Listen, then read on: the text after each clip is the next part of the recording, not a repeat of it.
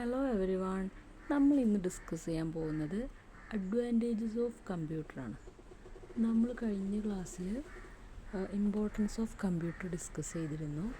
അതായത് എന്തൊക്കെയാണ് കമ്പ്യൂട്ടറിൻ്റെ യൂസസ് അല്ലെങ്കിൽ ഇമ്പോർട്ടൻസ്, ഇപ്പോൾ ഓരോ സെക്ടറിലും എങ്ങനെയാണ് അതിൻ്റെ ഇമ്പോർട്ടൻസ് കിടക്കുന്നത്, എത്രത്തോളമാണ് അതിൻ്റെ ഒരു ആവശ്യകത എന്ന് നമ്മൾ ഓരോന്നും സെപ്പറേറ്റ് ആയിട്ട് ഡിസ്കസ് ചെയ്തതാണ്. ഇപ്പോൾ എഡ്യൂക്കേഷണൽ ഫീൽഡാണെങ്കിൽ എങ്ങനെ, ഹെൽത്ത് കെയർ ആണെങ്കിൽ എങ്ങനെ, അഡ്മിനിസ്ട്രേഷൻ, ഓഫീസ്, ഗവൺമെൻറ്, എൻ്റർടൈൻമെൻറ്റ്, അങ്ങനെ ഓരോ സെക്ടറിലും എത്രത്തോളമാണ് ഇതിൻ്റെ ഒരു ഇമ്പോർട്ടൻസ് എന്നൊക്കെ നമ്മൾ ഡിസ്കസ് ചെയ്തു. ഇനി നമുക്ക് എന്തൊക്കെയാണ് ഈ കമ്പ്യൂട്ടറിൻ്റെ അഡ്വാൻറ്റേജസ്, ഇപ്പോൾ ഈ ഓരോ സെക്ടറിലും അത് യൂസ് ചെയ്യുന്നുണ്ടെങ്കിൽ അതിന് ചില അഡ്വാൻറ്റേജസ് ഉള്ളതുകൊണ്ടാണല്ലോ. അപ്പോൾ എന്തൊക്കെയാണ് അഡ്വാൻറ്റേജസ് എന്നാണ് നമ്മളിനി ഡിസ്കസ് ചെയ്യാൻ പോകുന്നത്. ആദ്യത്തെ അഡ്വാൻറ്റേജ് ഇതിൻ്റെ സ്പീഡ് തന്നെയാണ്. അപ്പോൾ നമ്മൾ മാനുവലായിട്ടൊരു കാര്യം ചെയ്യുമ്പോൾ നമുക്കൊരിക്കലും അത്ര ഫാസ്റ്റായിട്ട് ചെയ്യാൻ കഴിയില്ല. അതായത് ഇപ്പോൾ കോംപ്ലിക്കേറ്റഡ് ഇൻസ്ട്രക്ഷൻസിൻ്റെയും കാൽക്കുലേഷൻ്റെയും ഒക്കെ കേസ് വരുമ്പോൾ നമുക്കൊരിക്കലും ഫാസ്റ്റായിട്ട് കൂടുതൽ ചെയ്യാൻ പറ്റില്ല. പക്ഷേ കമ്പ്യൂട്ടർ ആകുമ്പോൾ അത് ഏറ്റവും ഫാസ്റ്റായിട്ട് നമുക്ക് ചെയ്യാൻ കഴിയും.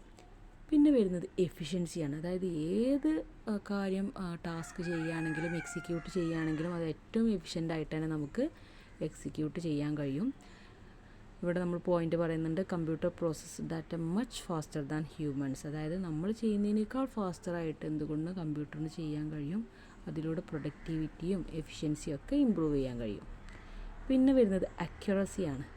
അതായത് നമ്മൾ ഏത് കാൽക്കുലേഷൻസ് അല്ലെങ്കിൽ ഏത് ടാസ്ക് പെർഫോം ചെയ്യുകയാണെങ്കിലും വളരെ കൃത്യമായിട്ടുള്ള ആൻസേഴ്സ് ആയിരിക്കും നമുക്ക് കിട്ടുക. അതിൻ്റെ പ്രിസിഷൻ അത്രയും ഹൈ ആയിരിക്കും. ഹ്യൂമൻ എറേഴ്സ് മാക്സിമം റെഡ്യൂസ്ഡ് ആയിട്ടുള്ള ഔട്ട്പുട്ടാണ് നമുക്ക് കിട്ടുക. പിന്നെ വരുന്നത് ഓട്ടോമേഷനാണ്. ഇപ്പോൾ ഒരുപാട് ടാസ്കുകൾ ചെയ്യാണ്ടാവും, റിപ്പീറ്റായിട്ട് ഒരുപാട് ടാസ്കുകളൊക്കെ ചെയ്യണം. അതൊക്കെ നമുക്ക് ഓട്ടോമേറ്റഡ് ആക്കാൻ കമ്പ്യൂട്ടറിലൂടെ കഴിയും. അതിലൂടെ ടൈം സേവ് ചെയ്യാം, എഫേർട്ട് സേവ് ചെയ്യുകയൊക്കെ ചെയ്യാം. പിന്നെ വരുന്നത് കമ്മ്യൂണിക്കേഷനാണ്. കമ്മ്യൂണിക്കേഷൻ എന്ന് പറയുമ്പോൾ കമ്പ്യൂട്ടർ ഇൻസ്റ്റൻറ്റ് കമ്മ്യൂണിക്കേഷൻ പോസിബിൾ ആക്കി തരും. അപ്പോൾ നമുക്ക് അങ്ങ് യൂറോപ്പിലുള്ള ഒരാളെ വേണമെങ്കിലും ഈ അടുത്ത സെക്കൻഡിൽ നമുക്ക് കമ്മ്യൂണിക്കേറ്റ് ചെയ്യാൻ കഴിയും. അത് വീഡിയോയിൽ കണ്ട് സംസാരിക്കാം, കോൾ ചെയ്ത് സൗണ്ടിലൂടെ കേട്ട് സംസാരിക്കാം, ഇമെയിൽ ത്രൂ കമ്മ്യൂണിക്കേറ്റ് ചെയ്യാം, സോഷ്യൽ മീഡിയ ത്രൂ ഒക്കെ നമുക്ക് കമ്മ്യൂണിക്കേറ്റ് ചെയ്യാം. പിന്നെ വരുന്നത് സ്റ്റോറേജാണ്. നമുക്ക് കമ്പ്യൂട്ടറിൽ vast amount of data store ചെയ്യാൻ കഴിയും.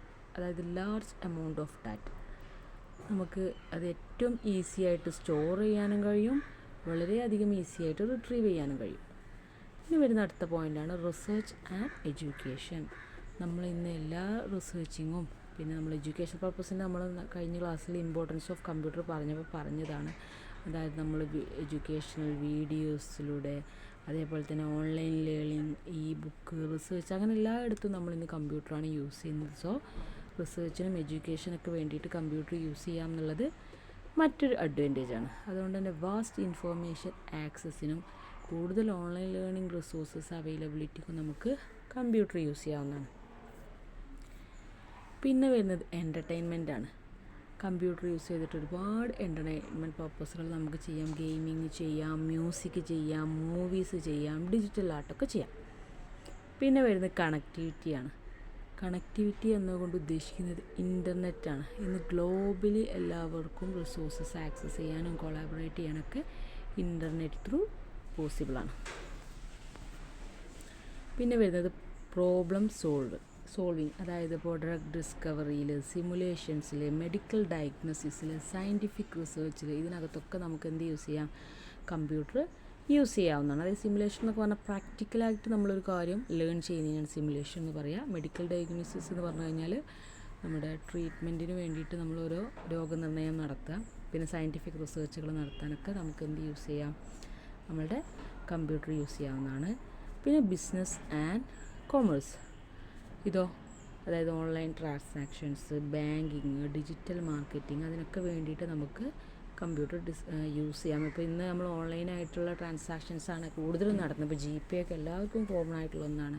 അതേപോലെ ബാങ്കിങ്ങും ഓൺലൈനായിട്ടാണ് നടത്തുന്നത്, മാർക്കറ്റിംഗ് ഡിജിറ്റലായിട്ടൊക്കെയാണ് നടത്തുന്നത്. ഇത്രയാണ് കമ്പ്യൂട്ടറിൻ്റെ അഡ്വാൻറ്റേജസ് വരുന്നത്.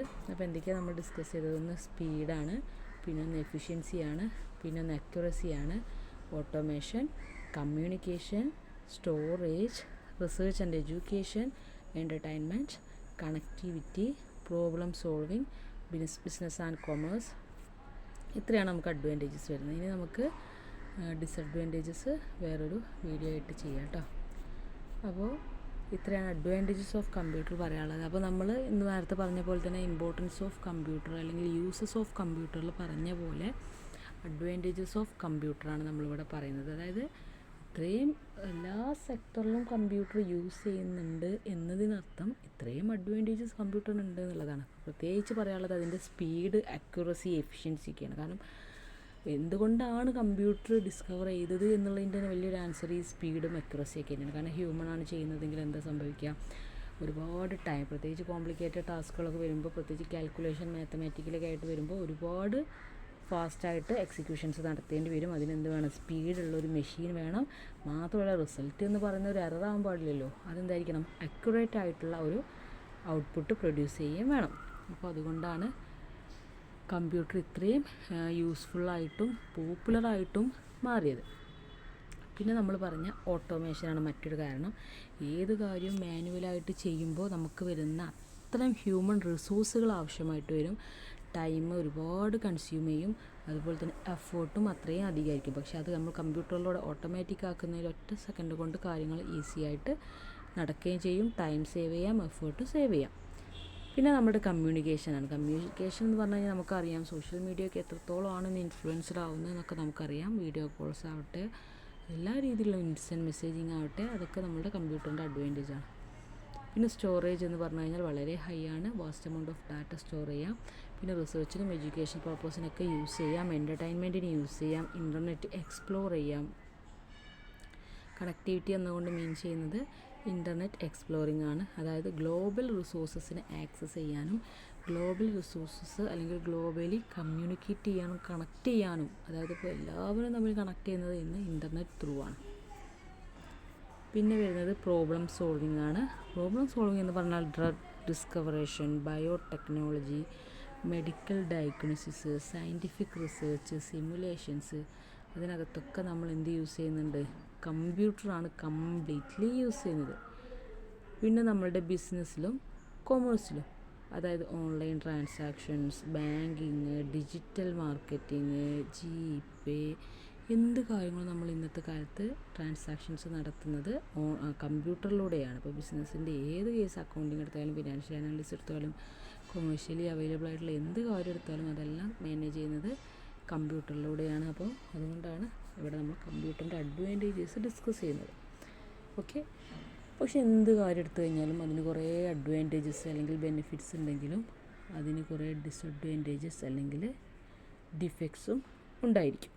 ഓക്കെ, അപ്പോൾ അതാണ് നമുക്ക് ഡിസഡ്വാൻറ്റേജ് നമ്മൾ ഡിസ്കസ് ചെയ്യുന്നത്. അത് നമുക്ക് അടുത്തതായിട്ട് ഡിസ്കസ് ചെയ്യാം. Okay, thank you.